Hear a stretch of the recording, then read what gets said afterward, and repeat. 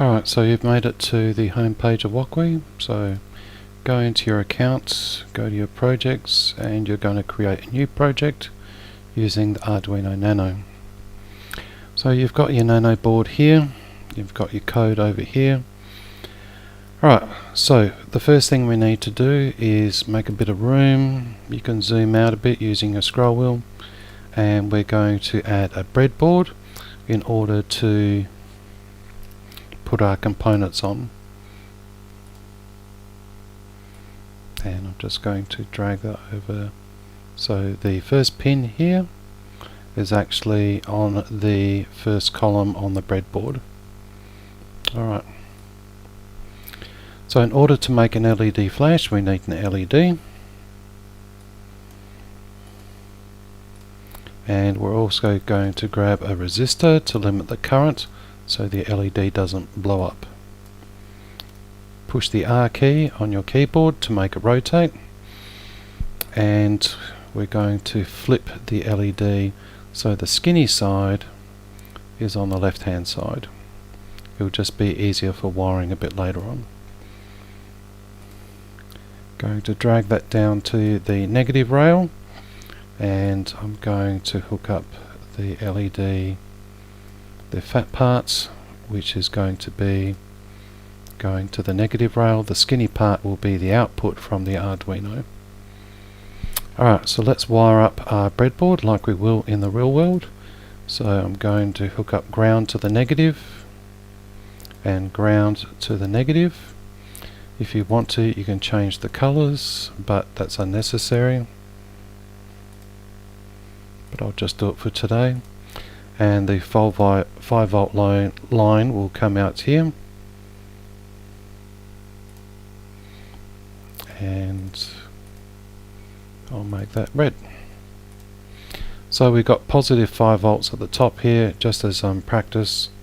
So we'll go from positive to positive and negative to negative, so both the rails on our breadboard have power. This is going to save on unnecessary wiring and making it look like spaghetti in the real world. Now I need to decide where my output's going to be, so I'm going to pick on D3. If I click, if I want to make a turn, and that is going to the same column on that leg on that LED there. Now we don't need a 1 kilo ohm resistor, so we're just going to click on it, and it tells me it's R1, and then you've got the column pin 1, R1, and that's going to be on pin 2. So we're going to go into our JSON file here. We're going to look up R1, here it is, and we want it to have the value of 330 ohms. You'll know you've done it correctly because the colors will actually change on the resistor for the real world. Okay, so now we need to tell it we want pin mode on number 3 to be an output. So we're also going to hook up a switch. So I'm going to put in a push button there, and I want to rotate this as well.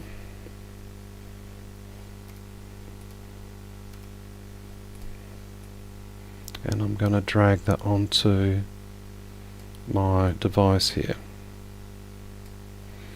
Alright. This and this button legs on the device here are actually connected. Alright, and the switch goes from the right hand side to the left hand side, and vice versa. So in order to do a pull down resistor, we add another resistor, and that goes into the negative rail in the same column as the button.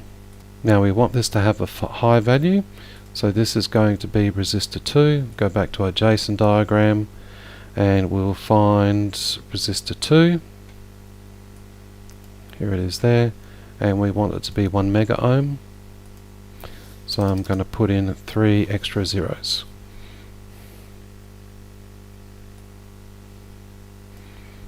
Alright, and you'll see the color code change there. Let's go back to the sketch.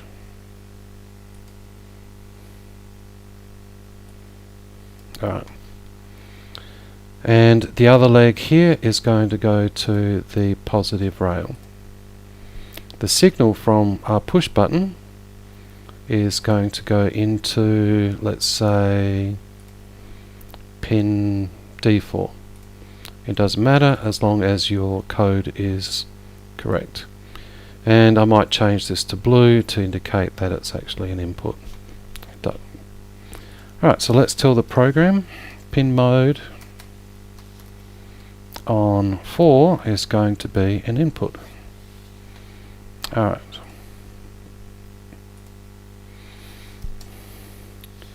So we need it to think about an input. So if something happens, so if, put some brackets around, digital read on pin 4, which is our input is going, is equal to, now you need to do a double equal sign, is equal to high or a 1, so your preference there. Then we want it to do something. So I'm going to do some curly brackets. I'm going to put that on the next line so it's a bit easier to read, you don't have to. If pin 4 is high, then I want it to do something. What do we want to do? Make the LED turn on. Where's the LED hooked up to? Pin number 3. So digital write to pin 3, a high signal. So the LED's got a high voltage so I can switch on. And we'll just drop that line down just so it looks a little bit more prettier and easier to read. Okay, now after that's only going to work when the button is pushed down. So when we release the button we want to switch it off. So outside of that we want to do digital write to pin 3 and I want it to be low. So I'll switch off. Now in the real world push buttons can be a little bit tricky depending on the context inside of the device. It might produce some static noise. So what we'll do is actually put in a delay of 50 milliseconds to actually debounce the switch so it doesn't flicker. Alright. Now if I do Alt Shift F it should tidy up your code and you can see all of it being aligned. So if I just redo that one there, Alt Shift F, it will then tidy it all up in terms of the indents. Alright, so let's actually get this working.